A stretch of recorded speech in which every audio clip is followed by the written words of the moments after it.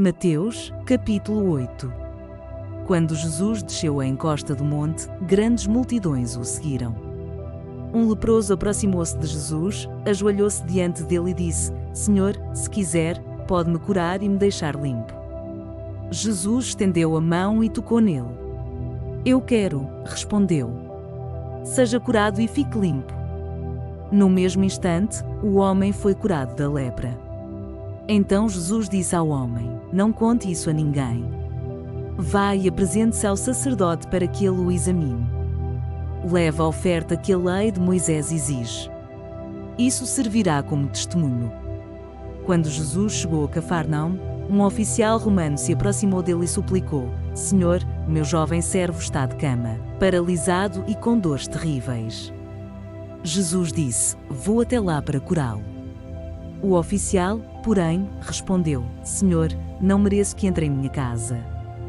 Basta uma ordem sua, e meu servo será curado. Sei disso porque estou sob a autoridade de meus superiores e tenho autoridade sobre meus soldados.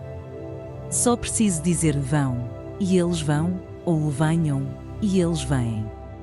E, se digo a meus escravos, façam isto, eles o fazem.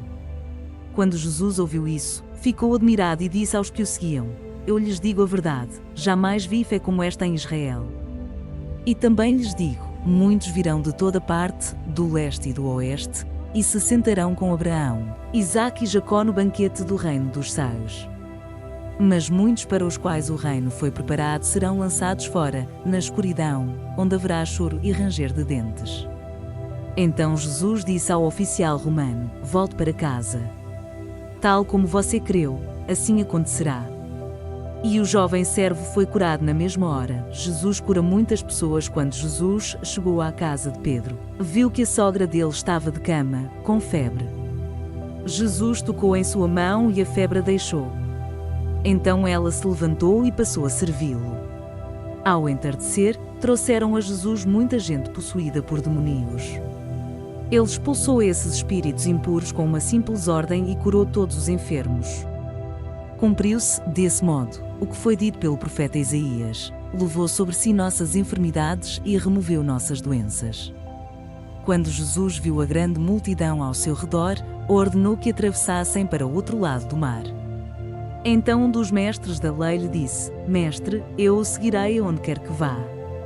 Jesus respondeu: As raposas têm tocas onde morar e as aves têm ninhos, mas o Filho do Homem não tem sequer um lugar para recostar a cabeça. Outro discípulo disse: Senhor, deixe-me primeiro sepultar meu pai. Jesus respondeu: Siga-me agora. Deixe que os mortos sepultem seus próprios mortos. Em seguida, Jesus entrou no barco, e seus discípulos o acompanharam.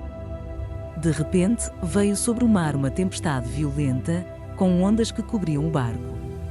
Jesus, no entanto, dormia. Os discípulos foram acordá-lo, clamando: Senhor, salve-nos. Vamos morrer. Por que vocês estão com medo? Perguntou ele. Como é pequena a sua fé? Então levantou-se, repreendeu o vento e o mar, e houve grande calmaria. Os discípulos ficaram admirados. Quem é este homem? Diziam eles. Até os ventos e o mar lhe obedecem. Quando Jesus chegou ao outro lado do mar, à região dos Gadarenos, 2 homens possuídos por demónios saíram do cemitério e foram ao seu encontro. Eram tão violentos que ninguém podia passar por ali.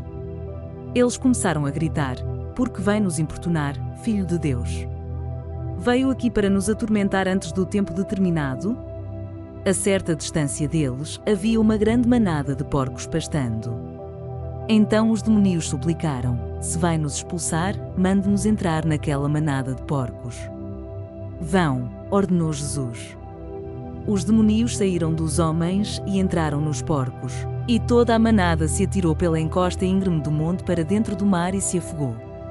Os que cuidavam dos porcos fugiram para uma cidade próxima e contaram a todos o que havia ocorrido com os homens possuídos por demónios. Os habitantes da cidade saíram ao encontro de Jesus e suplicaram que ele fosse embora da região.